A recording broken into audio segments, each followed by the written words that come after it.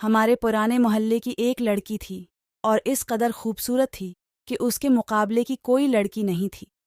मगर मोहल्ले वाले रानी के बारे में एक ऐसी बात कहते थे जिस पर यकीन करना नामुमकिन सा था। मोहल्ले के कुछ लोग का कहना था कि रानी कोई लड़की नहीं है बल्कि एक ख्वाजा सरा है। ये बात अपने आप में काफ़ी हद तक अजीब थी। रानी के किसी भी अंदाज से नहीं लगता था कि वो लड़की नहीं है, न आवाज़ से, न जसामत से, न चाल ढाल से। फिर क्यों मोहल्ले के कुछ लोग उसके बारे में ऐसी बातें करते थे? जहाँ रानी को आधे मोहल्ले वाले ख्वाजा सरा मानते थे, वहीं आधे लोग ये भी कहते थे शरीफ और सादा सी लड़की है, बस जरा सा रंग रूप बाकी लड़कियों से खूबसूरत है, इसलिए कुछ लोग उसे ख्वाजा सरा समझते हैं। मुझे ये बात हज़म नहीं हुई। अगर किसी का रंग रूप खूबसूरत है तो उसका ये मतलब नहीं होता कि वो ख्वाजा सरा है। मुझे न तो कभी रानी से हमदर्दी थी, न ही मोहल्ले वालों की बातों में कोई दिलचस्पी थी, मगर दिल में एक तजस्सुस, एक सस्पेंस सा पैदा हो गया कि ये जिक्र क्या है। मैंने रानी के घर के बहुत सारे लोगों से पता कराने की कोशिश की। सबका यही जवाब था कि वो लड़की है, मगर मोहल्ले वाले किस बिना पर ये बात कर रहे थे। और इस बात के जवाब में अक्सर वो ये कहते थे, अब घर वाले तो अपनी औलाद के ऐब छिपाएंगे ना। सच तो ये है, रानी एक ख्वाजा सारा पैदा हुई थी। जिस दाई ने डिलीवरी की थी, उसने खुद ही ये बात बताई थी। अब अपनी इज्जत बचाने के लिए उसके घर वाले झूठ बोल रहे हैं। मेरा तजस्सुस खत्म होने की बजाय मजीद बढ़ गया। ये घटी उलझती चली जा रही थी। आखिर हकीकत क्या थी? मैं मोहल्ले के एक बुजुर्ग के पास गया और उससे दाई और रानी के हवाले से छीड़ा जवाब में उसने कहा था, बेटा, हम तो 40 सालों से इसी मोहल्ले में रह रहे हैं। रानी की पैदाइश भी हमारी आंखों के सामने हुई थी। हमने कभी ऐसी कोई बात नहीं सुनी इस जमाने, लेकिन पिछले चंद सालों से ये बात पूरे मोहल्ले में मशहूर हो गई। अब सच झूठ तो खुदा ही बेहतर जाने। सच जो भी था, लेकिन रानी इस कदर बदनाम हो चुकी थी कि उसका घर से निकलना भी बंद कर दिया गया था। अब वो कभी कभी अपने छोटे भाई के साथ यहाँ वहाँ जाती नजर आती थी। मुझे अब इस पर थोड़ा तरस आने लगा था। मोहल्ले वालों से खुदा पूछे उन्होंने किस तरह एक शरीफ लड़की को बदनाम कर दिया था। इन्हीं बातों की वजह से तो कोई रानी से शादी के लिए तैयार नहीं था।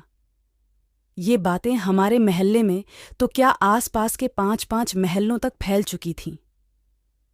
तभी रानी के लिए कोई रिश्ता नहीं आता था, हालांकि वो सबसे ज्यादा खूबसूरत लड़की थी।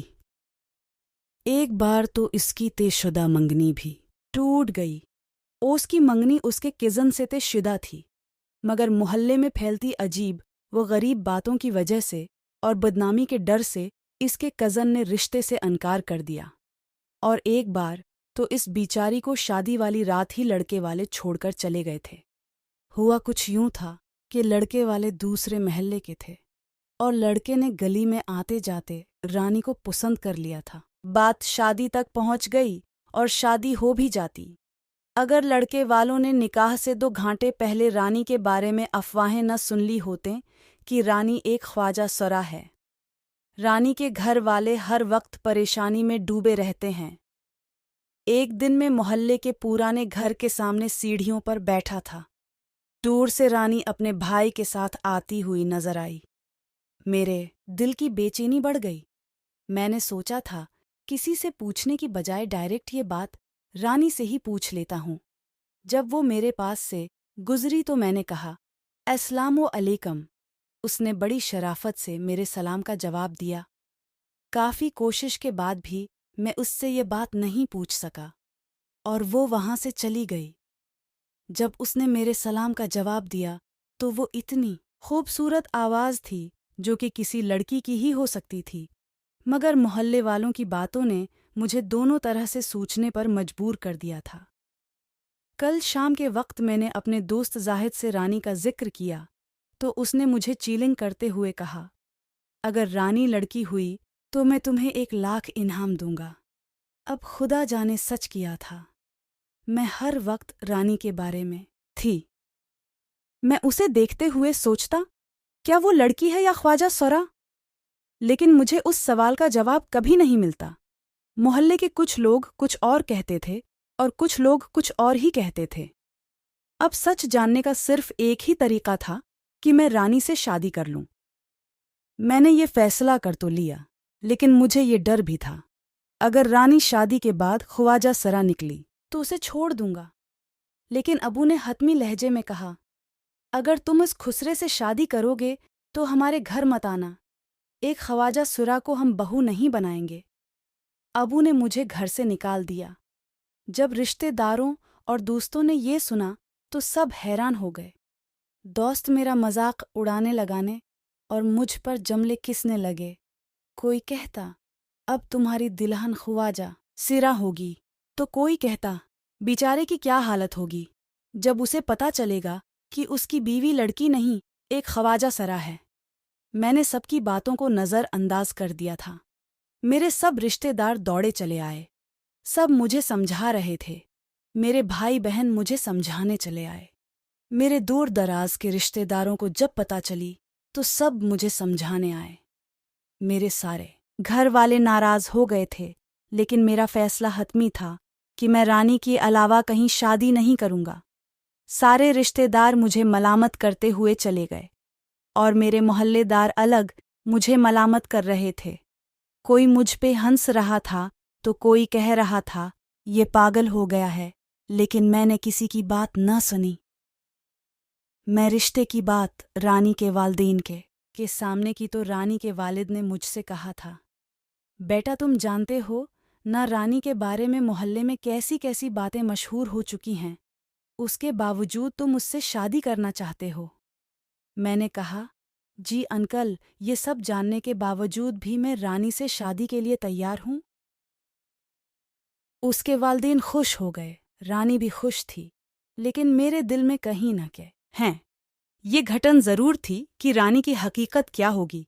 अगर वो सच में कोई ख्वाजा सुरा निकल आई तब क्या होगी।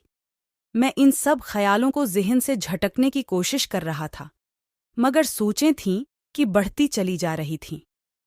पहले मैंने सोचा था कि रानी के वालिद से कहूं कि मैं शादी से पहले एक बार रानी को देखना चाहता हूं, इससे कन्फर्म करना चाहता हूं कि वो लड़की है या ख्वाजा सुरा। लेकिन ये बात कहना तो दूर, मुझे खुद से सोचते हुए भी शर्म आ रही थी। ऐसी बात मैं कैसे कह सकता था। जिंदगी अगर जुआ थी तो मैं जुआ खेल चुका था, अब जो होता देखा जाता। मेरे दोस्त मेरा मजाकें उड़ाते रहते कि तेरी बीवी ख्वाजा सुरा होगी, बहुत पछताएगा, लेकिन मैंने किसी की बात न मानी। मैंने एक बहुत बड़ा घर किराए पर ले लिया था जहां शादी के बाद मैं रानी को रख सकता। मेरे पास पैसे की कमी नहीं थी, मेरी खुद की जाब थी। आखिरकार वो लम्हा भी आ गया जब मेरी शादी रानी से हो गई। मैं अपनी शादी पे बहुत टेंशन में था कि जाने क्या होगा। सारी रात में सोचता रहा, अगर रानी ख्वाजा सरा निकली तो मेरा क्या होगा। मेरी शादी पे को मेरे दोस्त न रिश्तेदार और न ही मेरे अपने घर वाले, सबको यही लगता था कि जैसे मैं शादी नहीं कोई गुनाह कर रहा हूँ। मुझे किसी की परवाह नहीं थी, लेकिन मेरी खुद की उलझन बढ़ती चली जा रही थी। शादी में जितनी देर रस्में चलती रहीं, मेरा दिल धड़कता रहा। मैं इंतज़ार कर रहा था कि जब मुझे रानी के बारे में सच पता चलता। पता नहीं इस वक्त मेरी क्या हालत होती। मैं रानी को ब्याह कर अपने घर ले आया था और रानी को कमरे में बिठा दिया। रानी के साथ इसकी माँ और एक बहन भी आई थीं, जो 2-3 घंटे बाद चली गईं। अब रात हो चुकी थी, मुझे रानी के कमरे में जाना था, लेकिन मैं ये सोचकर डर रहा था, जाने क्या होगा। मैं कमरे में चला गया, लेकिन मैं जैसे ही कमरे में दाखिल हुआ, मैंने एक अजीब चीज़ देखी। वो दुल्हन के लिबास में नमाज पढ़ रही थी। मुझे ये चीज़ अच्छी तो लगी, लेकिन अजीब भी। नमाज अदा कर वो घूंघट लेकर बेड पर बैठ गई। मेरी धड़कन तेज थी कि जाने क्या होगी। मुझे ये जानने की भी दिलचस्पी थी कि रानी के बारे में जो बातें मशहूर हैं, इनमें कितनी सच्चाई है। मैंने उसके पास जाकर उसे सलाम किया। उसने बड़ी मोहब्बत से मेरी बात का जवाब दिया। मैं उसके पास बैठ गया और सोचा, क्या बात करूं, कैसे करूं। फिर मैंने उससे पूछा, कैसी हो तुम? उसने मुस्कुराते हुए कहा, मैं ठीक हूं, आप कैसे हैं? मैंने धड़कते दिल के साथ जवाब दिया, अल्लाह का शुक्र है। फिर मैंने उसका घूंघट उठाया। वो बेहद खूबसूरत लग रही थी। फिर मैंने उसका हाथ पकड़कर इसमें सोने की अंगूठी पहना दी। उसने मेरा शुक्रिया अदा किया। अब वक्त था वो करने का जो मैं कब से करने की ख्वाहिश कर रहा था। अब मेरे तजस्सुस का पैमाना लबरेज हो रहा था। और फिर जब मुझे रानी की सच्चाई पता चली, इस वक्त मेरा दिल चाहा मैं किसी कुएं में छलांग लगा दूं और सारे महल्लों वालों को लाइन में खड़ा कर के गोली मार दूं, क्योंकि न वो ख्वाजा सुरा थी और न ही कोई खुसरा। वो एक आम सईधी सादी लड़की थी, जैसी बाकी लड़कियां होती हैं। मेरे सारे वहम और गुमान ख़त्म हो चुके थे। मुझे खुशी थी इस बात की, लेकिन साथ शर्मिंदगी भी थी कि मैं कैसे एक शरीफ और नेक लड़की पर शक करता रहा। अब ये पछतावा और शर्मिंदगी मुझे सारी जिंदगी रहना था। और मोहल्ले वालों के काम देखो, कैसे एक मासूम को बदनाम कर दिया था और कैसे इस बेचारी का जीना हराम कर दिया था। अब मैंने फैसला कर लिया था कि रानी को वो खुशियां दूंगा जिनके लिए वो तरसती रही थी। अगली सुबह मेरी जिंदगी की सबसे हुसीन सुबह थी, जब रानी मेरी बीवी थी। मैं रानी से शादी करके बहुत खुश था। अगले दिन मेरे सब दोस्तों और कुछ मोहल्लेदारों ने मुझे घेर लिया और पूछा, कैसी रही एक ख्वाजा सुरा के साथ सुहाग रात। मैंने उन सबको लांत किया और कहा, दिल करता है तुम सबको शोट कर दूं। कैसे एक मासूम लड़की को बदनाम कर दिया था। वो सब शर्मिंदा हो गए, लेकिन सबके दिल में कहीं ना कहीं ये बात अभी भी मौजूद थी कि रानी एक ख्वाजा सुरा है। लेकिन जब 1 साल बाद मेरा और रानी का बेटा पैदा हुआ, तब सबको यकीन आ गया और सब बुरी तरह शर्मिंदा हो गए।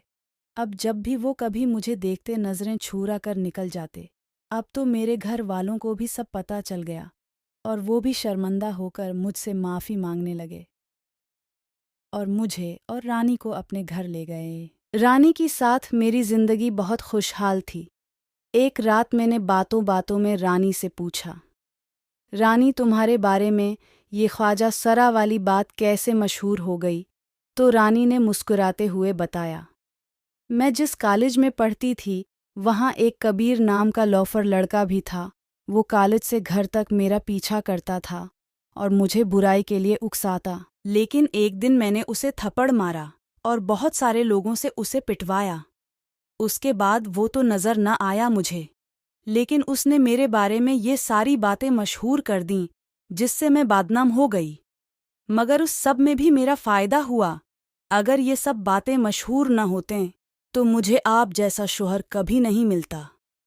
मैं रानी की बात पर मुस्कुरा दिया। मुझे पूरा यकीन था अगर मैं किसी और से शादी करता तब कभी इतना खुश नहीं होता जितना रानी से शादी करके खुश था। हर चीज़ जैसी नज़र आती है या उसके बारे में हम जैसा सुनते हैं वो वैसा ही हो, ये ज़रूरी तो नहीं।